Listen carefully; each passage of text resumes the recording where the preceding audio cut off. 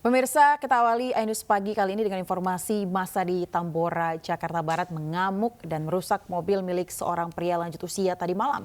Dan warga marah karena pengendara mobil berdabrak sejumlah pengendara motor yang melintas dan menuding pelaku melarikan diri.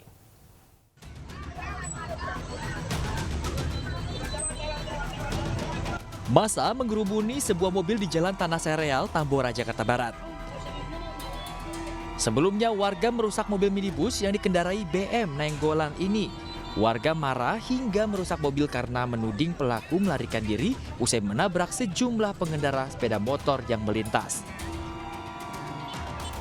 Akibat amuk warga, kaca-kaca mobil pecah di semua bagian dan mobil penyok akibat dilempari batu.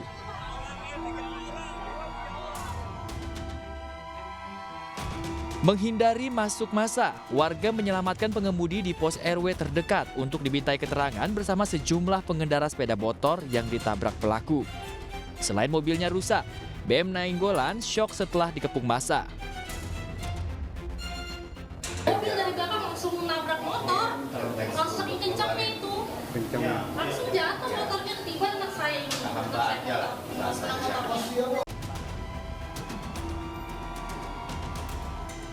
Petugas kepolisian dari unit Laka Lantas Satuan Wilayah Jakarta Barat yang tiba di lokasi ini mencari keterangan sejumlah saksi dan korban. Sementara pria lansia terduga pelaku tabrak lari ini dipapah warga untuk dibawa ke kantor Laka Lantas Polres Metro Jakarta Barat untuk diperiksa lebih lanjut. Bersama mobil pelaku dan sejumlah motor rusak sebagai barang bukti. Dari Jakarta, Miftahul Gani, iNews melaporkan.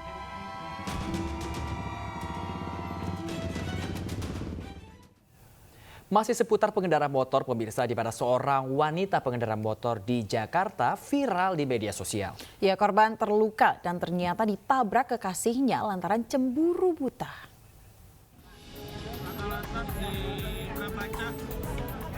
Inilah video yang sempat viral di media sosial saat warga menolong wanita pengendara motor korban kecelakaan lalu lintas di Jalan Prapancaraya, Jakarta Selatan. Korban bernama Ambar terluka akibat ditabrak mobil dan jatuh dari motornya.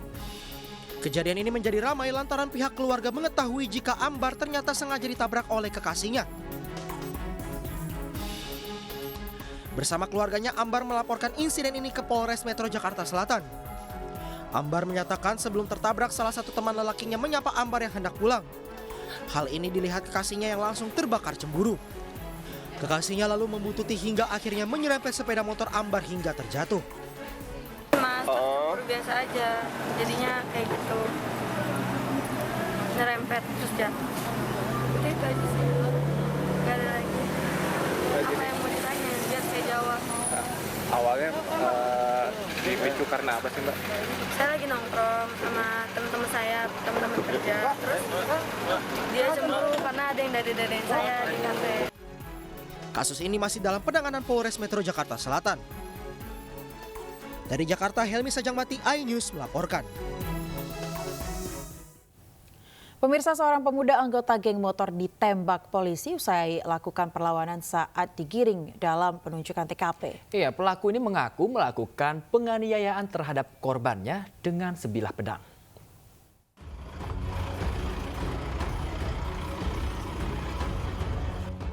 Afrizal alias Calong, pelaku penganiayaan merintih kesakitan usai kakinya ditembak polisi saat digiring dalam pengembangan penunjukan TKP. Calong melakukan perlawanan dan membahayakan anggota polisi sehingga harus dilakukan tindakan terukur. Calong hanya dapat tersungkur kesakitan saat dirinya dibawa ke rumah sakit untuk mendapatkan tindakan medis. Calong merupakan pemuda anggota geng motor yang beberapa saat lalu melakukan penganiayaan terhadap korbannya dengan cara menebas korbannya dengan menggunakan pedang. Di hadapan polisi, pelaku mengaku menganiaya korban dengan cara menebas korban di bagian punggung korban. Hal itu dilakukan pelaku lantaran dirinya menduga korban merupakan pelaku yang pernah memukul dirinya. Namun ternyata pelaku salah sasaran. Karena yang bersangkutan pada saat dilakukan penangkapan dan juga pengembangan, yang bersangkutan melakukan perlawanan dan dapat mengakibatkan jiwa daripada anggota sehingga anggota melakukan tindakan tegas.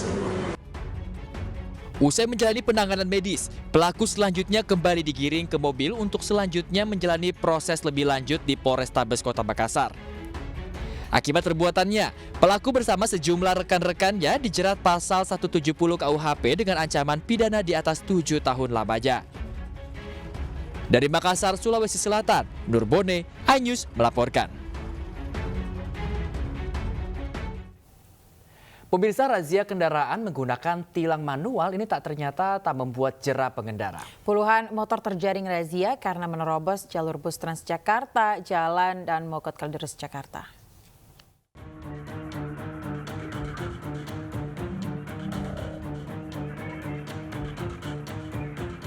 Sejumlah pengendara motor kocar-kacir nekat berputar arah untuk menghindari razia tilang manual di jalur bus Transjakarta, Jalan dan Mogot, Kalideres, Jakarta Barat. Sementara pengguna kendaraan yang bersembunyi di belakang bus Transjakarta tak bisa berputar arah, mereka terjaring razia tilang manual. Begitu juga dengan petugas PPSU yang nekat menggunakan jalur bus Transjakarta.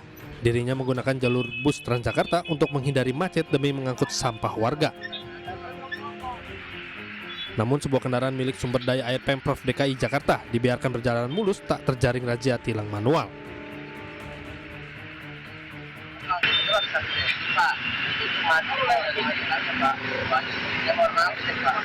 Tapi tahu nggak kalau jalur busway itu dilarang? Seorang pengendara motor yang terjaring razia mengaku nekat menggunakan jalur bus Transjakarta untuk menghindari macet agar cepat sampai di tempat kerjaannya. Emang mau kemana? Siapa? Ya. Kan lewat situ bisa.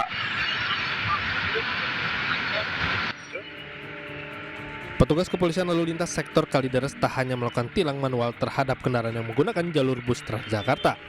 Namun pengendara motor yang tidak mengenakan helm di jalur biasa turut terjaring razia. Dalam razia kali ini sebanyak 25 pengendara motor terjaring tilang manual. Dari Jakarta, Miftahul Gani, iNews melaporkan. Kita ke informasi berikutnya, pemirsa. Pasca bentrokan antara anggota perguruan silat dan warga, polisi mengevakuasi anggota perguruan silat ke Mapolda Yogyakarta. Mereka diangkut menggunakan truk Dalmas dengan pengawalan ketat aparat kepolisian.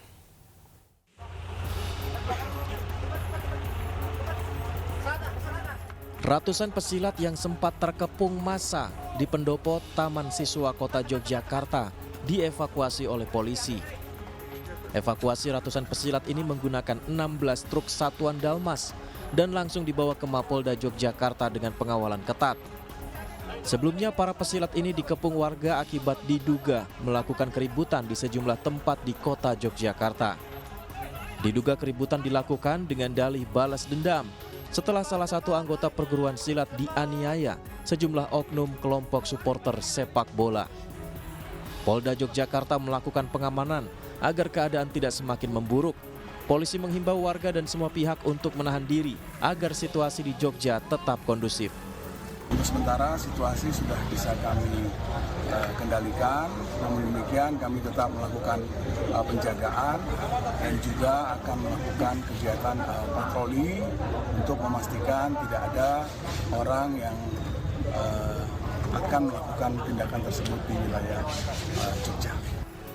Sementara itu polisi telah menangkap 3 orang pelaku yang menganiaya anggota perguruan silat dan akan mengusut kasus penganiayaan ini hingga tuntas.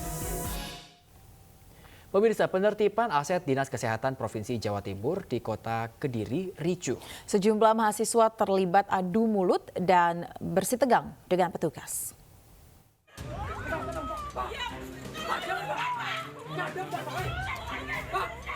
Warga Kelurahan Mojoroto dan mahasiswa PMII Kota Kediri, Jawa Timur ini histeris saat petugas Satpol PP Provinsi Jawa Timur tiba di lokasi. Mereka mencoba menghadang petugas yang akan menertibkan aset bangunan hingga salah seorang warga pingsan. Meski mendapatkan penolakan dari warga dan mahasiswa, penertiban aset akhirnya tetap berjalan. Total ada 26 kafling aset milik Dinas Kesehatan Provinsi Jawa Timur, baik berupa lahan kosong maupun bangunan rumah. Rencananya aset tersebut akan digunakan untuk pengembangan Rumah Sakit Daha Husada milik Pemprov Jawa Timur. Menurut pihak rumah sakit, selama ini pihaknya telah melakukan langkah-langkah sosialisasi untuk penertiban aset. Namun, sebagian warga masih memilih bertahan dan menuntut ganti rugi bangunan. Surat peringatan juga ada 3 kali, surat peringatan 1, surat peringatan 2, dan surat peringatan 3. Semua prosedur ini sudah kita lewati untuk proses penertiban ini. Sementara itu, sidang gugatan ganti rugi bangunan rencananya akan digelar pada 7 Juni mendatang. Warga berharap pihak tergugat bisa memberikan ganti rugi bangunan yang sesuai.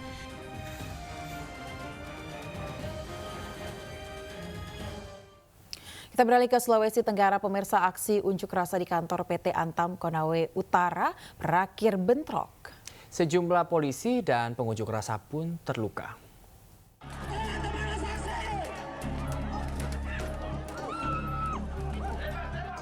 Aksi demonstrasi ratusan masyarakat di Desa Mandiodo, Kecamatan Molawe, Konawe Utara, berakhir bentrok pada Senin 5 Juni 2023. Bentrok terjadi saat massa tiba di lokasi kawasan perkantoran PT Antam Konawe Utara, dihalau oleh ratusan aparat pengamanan dari polisi. Saat memaksa masuk ke dalam kawasan perusahaan, polisi mulai menembaki massa dengan gas air mata dan dibalas dengan lemparan batu. 2 massa terluka akibat terkena selongsong gas air mata, sementara sejumlah personil polisi juga mengalami luka lemparan batu. Massa menuntut agar PT Antam kembali beraktivitas di Blok Komandiodo dan memperdaya pengusaha serta masyarakat lokal. Setahu kami, di Blok Tapunopaka itu masih aktif melakukan kegiatan pengapalan ore nikel, sementara di Blok Komandiodo 1 pun tidak ada kegiatan. Sehingga ini menjadi dampak bagaimana kehidupan di lingkar tambang, persoalan ekonomi, sehingga kami tuntut bahwa PT Antam hari ini untuk membuka segera Blok Mandiodo untuk pengusaha-pengusaha lokal. Dan kedua, persoalan lahan-lahan masyarakat yang sampai hari ini belum terselesaikan oleh PT Antam. Karena tidak adanya pihak manajemen PT Antam yang menemui massa, mereka menduduki kawasan perkantoran PT Antam hingga tuntutan mereka terpenuhi. Dari Konawe Utara, Sulawesi Tenggara, Mukhtarudin, iNews melaporkan. Pemirsa, puluhan warga datangi kantor Gubernur NTB dan menuntut penghentian kriminalisasi sejumlah pedagang di sekitar pantai duduk Batu Layar, Lombok Barat. Massa pun terlibat aksi saling dorong hingga adu mulut dengan aparat.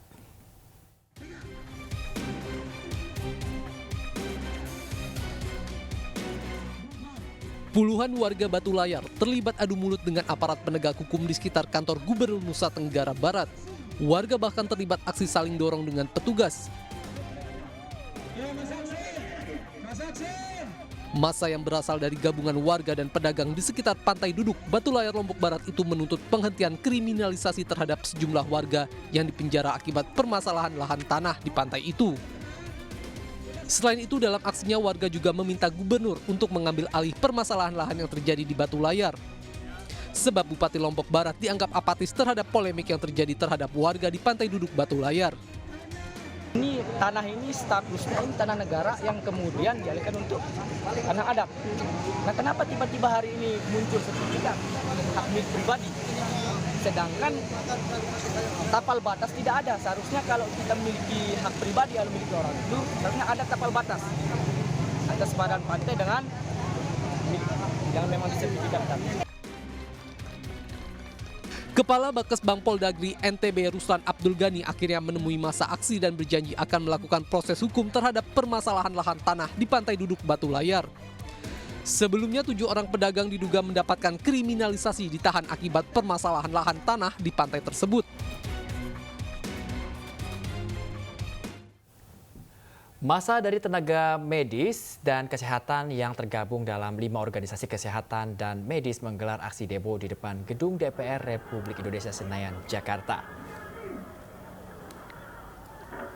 Aksi dimulai dengan long march dari pintu 10 GBK hingga depan gerbang DPR RI.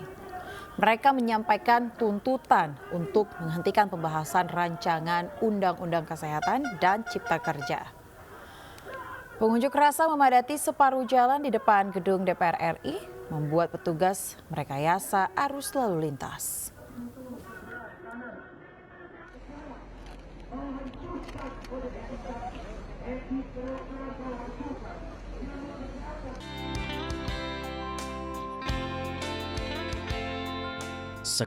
Alam Semeru di Desa Sumbermujur, Kecamatan Candipuro, Kabupaten Lumajang ini diinisiasi oleh pasangan suami istri, Cak Syaif dan Faizatul, sebagai bentuk kepedulian terhadap anak-anak penyintas erupsi Gunung Semeru.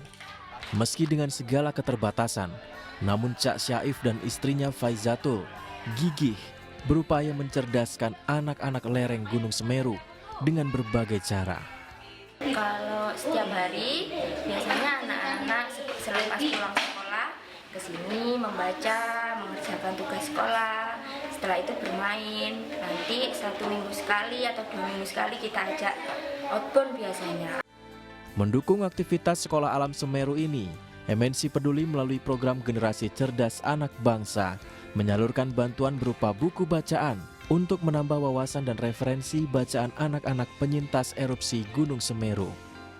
Dengan adanya program Generasi Cerdas Anak Bangsa, tentunya kami ingin meningkatkan literasi di masyarakat kita. Tentunya kami bersama komunitas memfasilitasi supaya peningkatan literasi di masyarakat ini mulai terbangun. Dalam hal ini teman-teman sekolah alam ini sudah mengajarkan kepada anak-anak supaya cinta lingkungan. Tak hanya konsen di bidang literasi, anak-anak di Sekolah Alam Semeru ini juga diajak langsung untuk menjaga lingkungan dengan konservasi anggrek endemik Gunung Semeru yang langka, dengan berkontribusi langsung menanam dan merawat tanaman anggrek. Dari Lumajang, Jawa Timur, Yayan Nugroho, iNews melaporkan.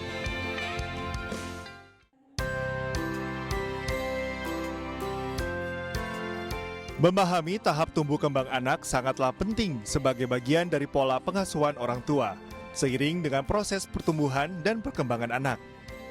Mendukung tumbuh kembang anak, Rumah Sakit Hermina Medan bersama PT MNC Life Assurance menggelar seminar parenting bertajuk Millennial Parenting. Dalam seminar dibahas tumbuh kembang anak tidak hanya mencakup perubahan fisik yang terjadi sejak masa bayi hingga remaja, tapi juga merubah emosi, kepribadian, perilaku, pemikiran, dan bicara. Bagaimana cara mengarahkan? Jadi tetap orang tuanya mungkin keinginannya ada mengarahkan anak-anaknya apa yang diinginkan, tapi dengan cara-cara yang lebih modern. Harapannya acara ini bisa bermanfaat bagi para undangan, bagaimana mereka bisa mendidik anaknya dengan baik. Seminar digelar juga untuk mengajak orang tua memahami pola millennial parenting di era digital dengan penyesuaian dan melakukan pendekatan secara persuasif. Dari Medan, Sumatera Utara, Ahmad Ridwan Nasution, iNews melaporkan. Pemirsa, terima kasih masih bersama kami di Ajus Pagi dan selamat menunaikan ibadah sholat subuh untuk Anda di wilayah DKI Jakarta dan sekitarnya. Kembali bersama saya Bayu Pradana dan rekan saya Aya Nufus. Pemirsa, kita ke informasi berikutnya, di mana akibat membakar sampah di dekat rumah, sebuah lapak barang bekas seluas 150 meter sekaligus rumah tinggal dan 1 unit mobil pick-up di kawasan industri Cakung, Jakarta Timur terbakar.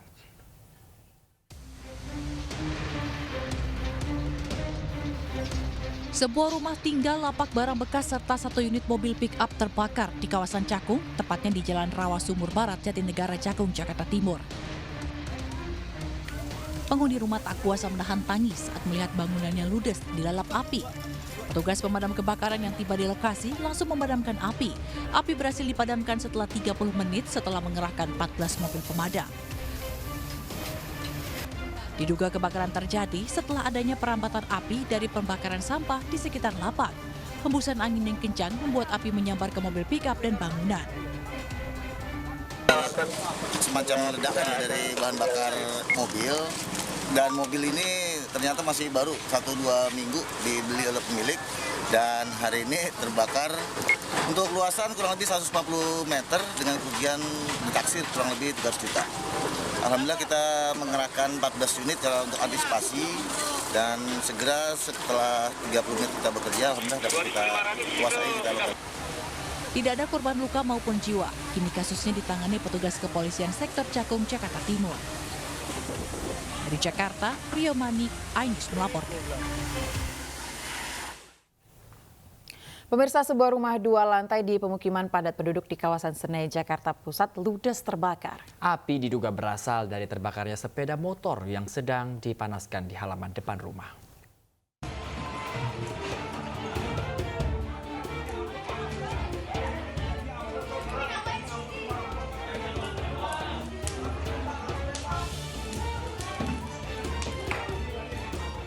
Kebakaran melanda sebuah rumah berlantai 2 di Jalan Mahoni Bungur, Senen, Jakarta Pusat, Senin siang. Api dengan cepat berkobar dan menghanguskan bangunan beserta isinya. Petugas damkar yang tiba di lokasi langsung berupaya memadamkan api agar tidak merambat ke bangunan di sekitarnya, mengingat lokasi kebakaran berada di tengah pemukiman padat penduduk. Api diketahui warga sekitar muncul dari halaman depan rumah yang kemudian menyambar ke dalam rumah. Diduga api berasal dari terbakarnya sepeda motor yang tengah dipanaskan pemiliknya di halaman rumah. Awalnya kan di situ ada asap kecil tuh. Nah, saya kira bakar-bakar sampah kan. Terus nggak lama saya lihat pintunya mulai kebakar. Nah, pintunya nyamber. Saya lihat dari sini nih, saya naik. Pas saya naik itu pintunya udah kebakar, sama motornya juga kebakar. Nah, motornya kayaknya meledak. Berarti awalnya dari motor? Awalnya dari motor. Api berhasil padam setelah setengah jam kemudian. Tidak ada korban jiwa maupun luka dalam peristiwa ini, namun kerugian ditaksir mencapai ratusan juta rupiah.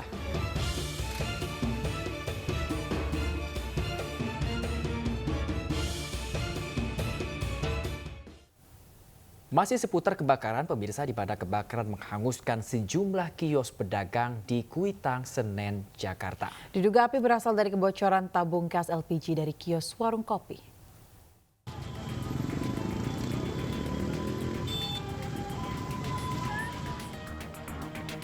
Kobaran api dengan cepat melahap sejumlah kios di Jalan Kramat 2, Kuitang, Jakarta.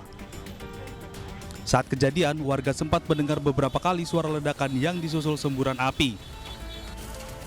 Banyaknya barang yang mudah terbakar membuat api semakin membesar. Kebakaran berawal saat api tiba-tiba berkobar dari kios warung kopi dan menyambar ke kios lain yang letaknya bersebelahan. Petugas pemadam kebakaran yang tiba di lokasi sempat kewalahan karena tiupan angin yang cukup kencang.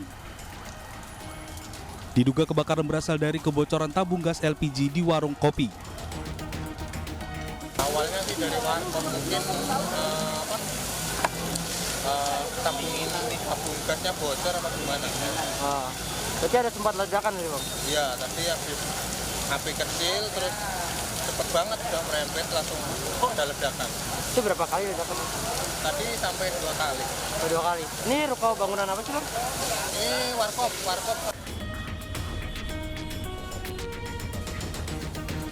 Api dapat dijinakkan setelah 4 mobil pemadam kebakaran diterjunkan ke lokasi. Tidak ada korban jiwa akibat peristiwa ini, namun kerugian mencapai ratusan juta rupiah. Dari Jakarta, Rani Sanjaya, iNews melaporkan. Allahumma labbaik, labbaik la syarika lak labbaik.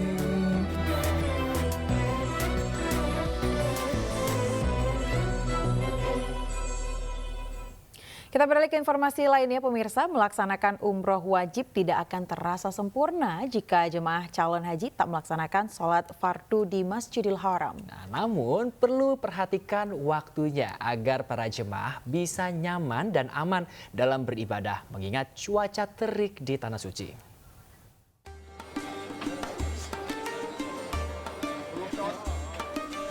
Di saat menunggu untuk melaksanakan ibadah wukuf di Arafah, mabit di Musdalifah dan lempar jumroh di Mina, jemaah calon haji berada di kota Mekah untuk menunaikan ibadah umroh wajib.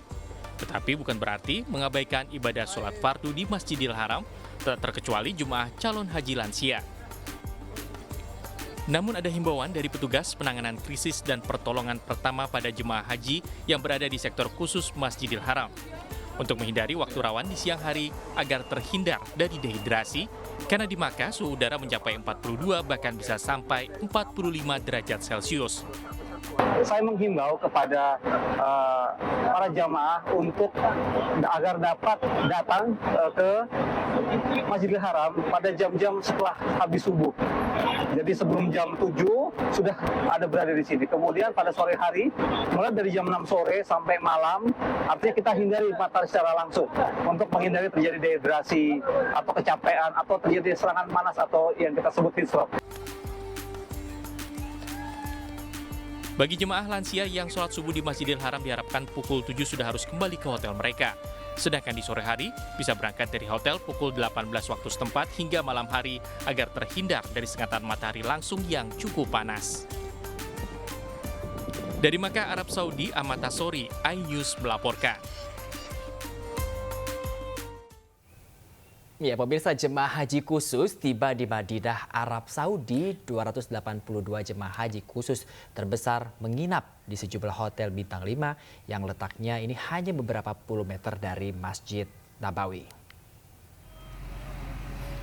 Rombongan khusus jemaah haji Indonesia yang tiba di Madinah, Arab Saudi tersebar menginap di sejumlah hotel bintang 5 yang letaknya hanya beberapa puluh meter dari Masjid Nabawi.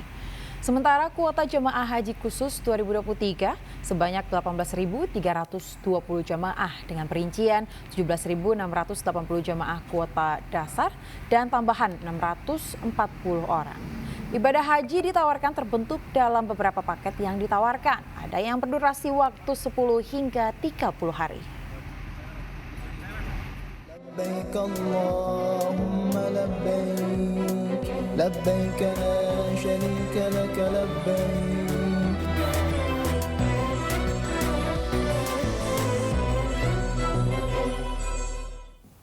Ya pemirsa, kita beralih ke informasi berikutnya di mana Gubernur Jawa Tengah Ganjar Pranowo mengumpulkan ribuan kepala desa dan perangkatnya di Semarang Senin siang. Ya, ribuan kades itu dipanggil untuk mempercepat target penurunan angka kemiskinan ekstrim.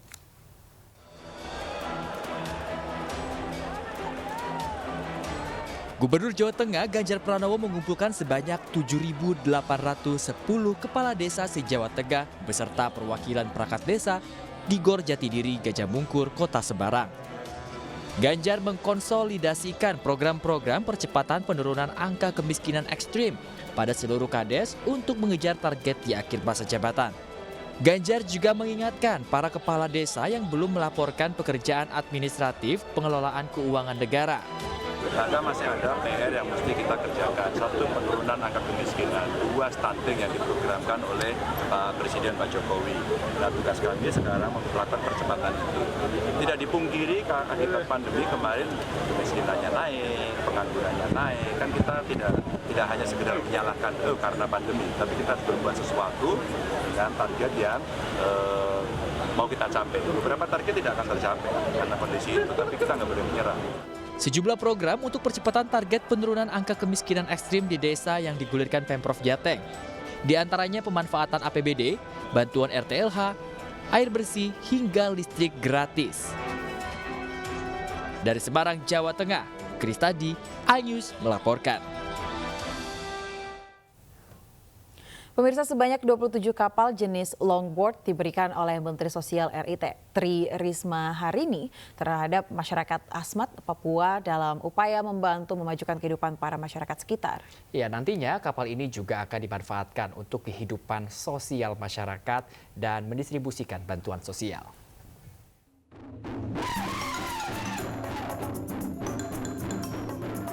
Kementerian Sosial memberikan bantuan pemberdayaan sosial kepada warga distrik Agats, Asmat, Papua Selatan untuk kebutuhan primer transportasi air. Dalam bantuan tersebut, Kemensos menyalurkan sebanyak 27 kapal fiber jenis longboard yang nantinya digunakan oleh masyarakat Agats untuk memajukan kehidupan warga sekitar.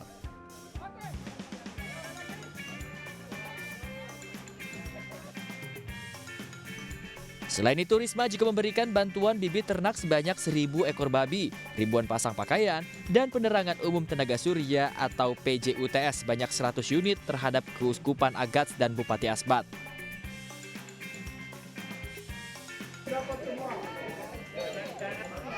Menteri Sosial Tri Risma hari ini menyebutkan bantuan kapal tersebut nantinya untuk usaha mencari ikan dan juga transportasi bagi masyarakat yang disebar di 9 distrik di wilayah Asmat.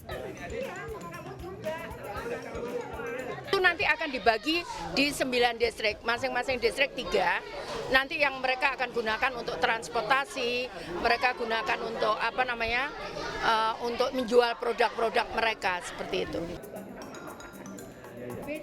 Selain itu, Bupati Asmat Elisa Kambu mengungkapkan bantuan kapal tersebut juga dapat dimanfaatkan oleh masyarakat selain berniaga, juga aktivitas sosial hingga pengambilan bantuan sosial yang diturunkan oleh pemerintah, khususnya bagi warga Asmat.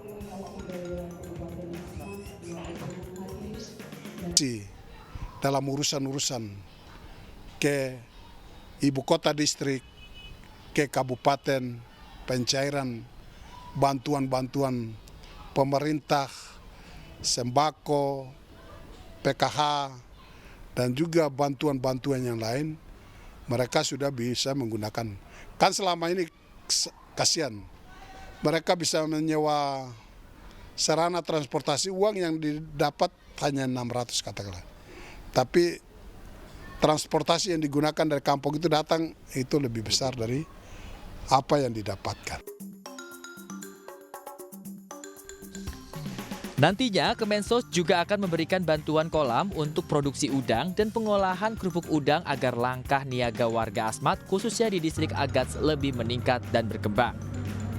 Dari Agats, Papua Selatan, Rian Rahman, iNews melaporkan.